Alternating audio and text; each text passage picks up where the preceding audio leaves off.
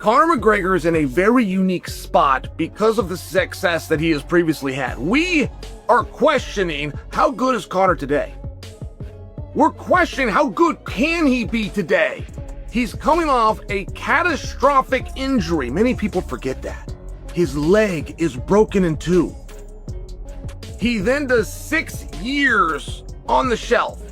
So we question how good he is, but we've got to operate under the assumption that he's pretty damn good, considering he won an interim and undisputed and went 30 minutes with Floyd. Like, we have to assume, based on what he's done before, that he's pretty damn good.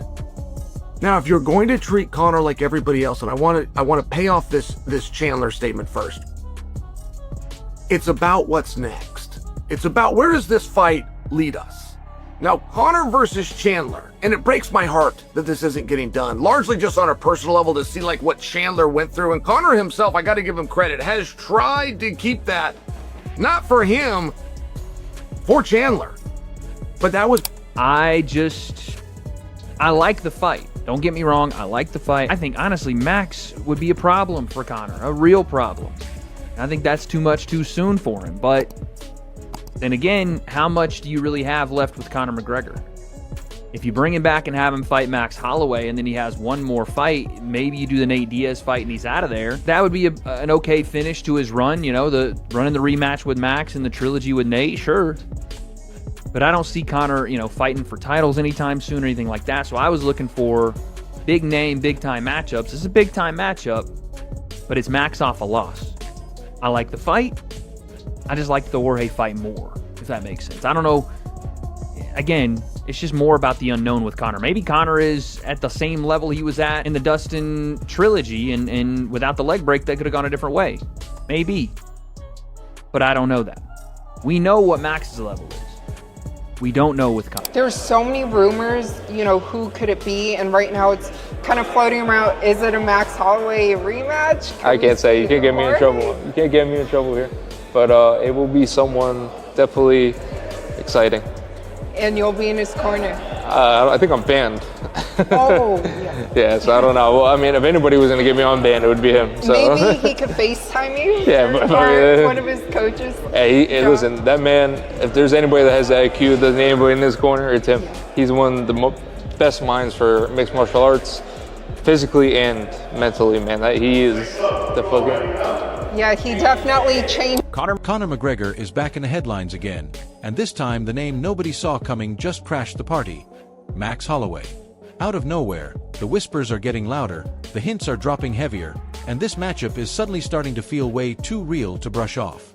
It's not just if this fight happens anymore, it's when, and exactly which version of Conor is going to show up. Because across from him is a Max Holloway who's still active, still razor sharp, and still a nightmare for anyone who steps in the cage with him. You mentioned Conor McGregor, your good friend, your brother. How's he looking? He's amazing right now. I just talked to him. He's training hard, man. He's training every day. He's focused. That's why he's not gonna go to the bare knuckle. He's staying in the gym. I love it. Yeah. I love it, man. He's not traveling. He's focused. He's training 2-3 times a day. He's doing all this crazy stuff to get his body right. Like new stuff that I've seen him been doing, like kind of like stuff like LeBron does, like to take care of your body, like, you know. Yeah. I think it's like plyometrics or something. I'm not sure, but plyometrics? Just like stuff to, like, you know, build, like, and he's like transforming, like I would say, like Rocky. What was he when he plays a Russian? Like he's just in a super good. Wade Clemens is looking at this potential fight, and he's not buying the timing at all. He sees Max Holloway coming off a loss that wasn't even close, and in his eyes, throwing him straight into Conor McGregor right now feels rushed and forced. Sure, he admits it would be an exciting fight on paper, but he's asking the real question. Which version of Max are you actually getting?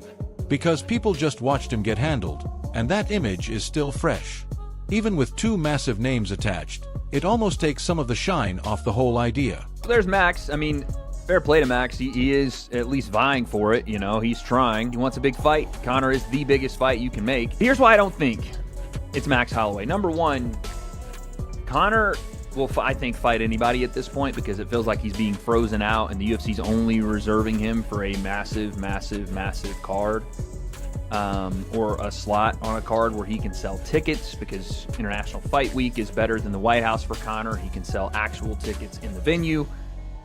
But Max coming off a loss, especially the way he lost, I almost think disqualifies him a little bit from the Conor fight. Not that people wouldn't be excited about it, but it's too fresh in our minds, I feel like, right? We just watched Charles Oliveira, whether you liked the fight or not, dominate Max Holloway completely. And so what are we saying by sticking that version of Max Holloway in there with Conor McGregor? I just think that the too soon nature of Max getting dominated like that, maybe people would forget and not really care about it because people did not like the fight anyway. But flip the script and the picture starts to balance out. This same voice says the matchup still makes perfect sense, and it might actually be a much tougher night for Conor than most people are expecting right now. We already know exactly where Max stands. Still active, still sharp, still stepping up against top-level competition without missing a beat. Conor, he's the total opposite. Too much time away from the cage, too many question marks, and that leg injury still hanging over everything like a dark cloud. Line those two situations up, and suddenly Max Holloway starts looking like a very serious problem if Conor isn't close to his old self. I like the fight. Don't get me wrong, I like the fight. I think, honestly, Max would be a problem for Conor, a real problem. I think that's too much too soon for him. But then again, how much do you really have left with Conor McGregor? If you bring him back and have him fight Max Holloway and then he has one more fight, maybe you do the Nate Diaz fight and he's out of there. That would be an okay finish to his run, the running the rematch with Max and the trilogy with Nate, sure. But I don't see Conor, fighting for titles anytime soon or anything like that. So I was looking for big name, big time matchups. This is a big time matchup, but it's Max off a loss. I like the fight. I just like the Jorge fight more, if that makes sense. Ariel Helwani doesn't think Conor is just talking to hear himself speak.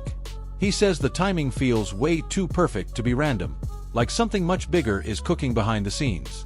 The UFC desperately needs a massive moment right now, and Conor McGregor walking back through the door solves that problem instantly. This isn't about rankings or divisions anymore. It's about impact and eyeballs. And the fact that Max immediately brought up 170 pounds, that tells you he's ready to go wherever Conor wants. No hesitation. When you add it all up, Max being active, in shape, and one of the most reliable action fighters in the game, plus Conor's star power, it starts to make a lot of sense. I was so excited and born ready, the notorious Conor McGregor. What did I tell you on Monday? I told you on Monday it would be something disastrous at this point if he's not fighting July 11th International Fight Week. And I believe, I didn't ask, but I believe this is what he's referring to. And I told you, Max Holloway ain't playing games. So frontrunner Max Holloway, Conor McGregor, he's confirming it right then and there. There haven't been any other rumors about his return. And so I think that the UFC recognizes that, they've got to get the biggest star back. I think they're going to pay him better than what they were talking to John Jones about, better than the Conor Benn number, all that stuff. And I think people are going to be very excited about it. And, even Max said 170. Like I said, when Max put out that clip, I knew exactly what he was doing. He was planting the seed. He hasn't talked about Conor in quite some time. There was a time where he was chasing that Conor rematch. He hasn't been doing that, and then he did it, and it made all... Here's what really raised Ariel's eyebrows. Before that BMF title fight even went down, nobody was talking about the loser facing Conor next. That idea wasn't even on the radar. So the second this talk started heating up, it told him something had to be happening behind closed doors. Maybe the original plan fell through, or maybe this opportunity popped up at the perfect time and they jumped on it.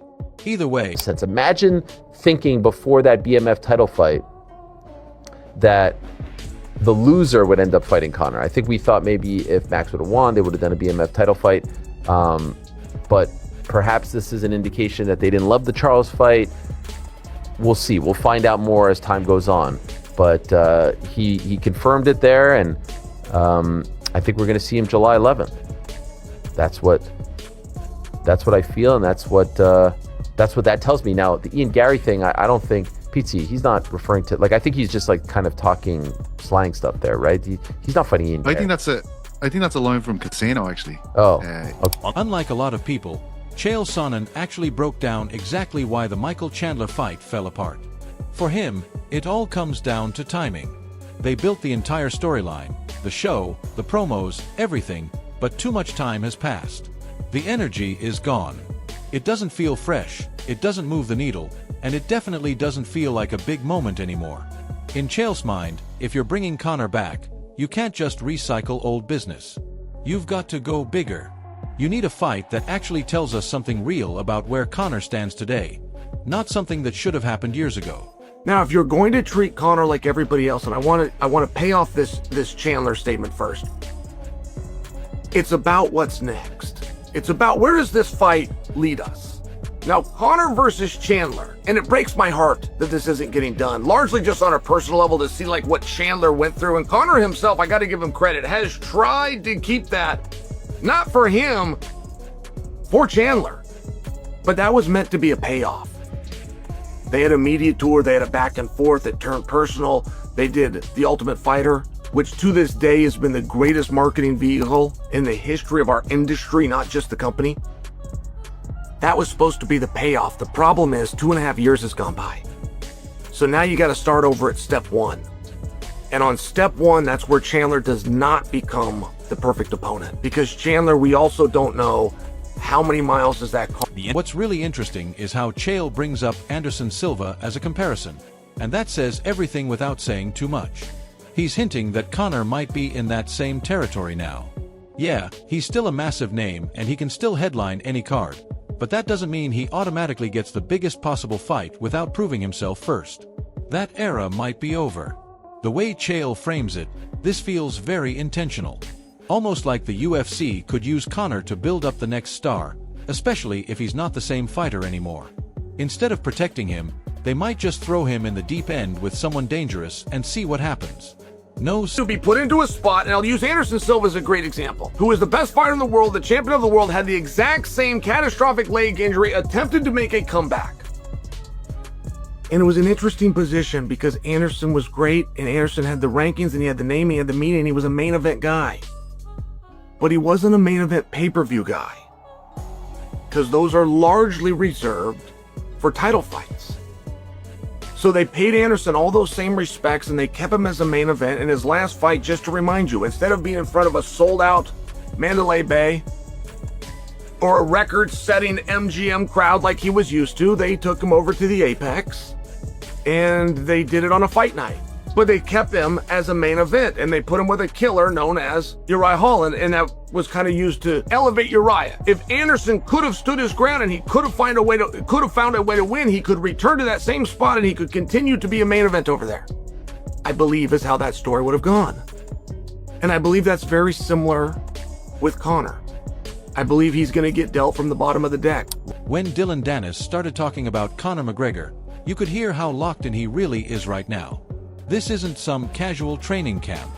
Dylan says Conor is putting in serious work, trying new things, rebuilding his body, and pushing himself harder than people might expect. He described it like a full transformation, almost like Conor is rebuilding himself from the ground up. And honestly, that's exactly where he is in his career. This isn't just coming back from injury and picking up where he left off. This is deeper.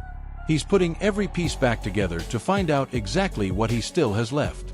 But you mentioned Conor McGregor, you're a good friend, your brother. How's he looking? He's amazing right now. I just talked to him. He's training hard, man. He's training every day. He's focused. That's why he's not gonna go to the bare knuckle. He's staying in the gym. I love it. Yeah, I love it, man. He's not traveling. He's focused. He's training 2-3 times a day. He's doing all this crazy stuff to get his body right.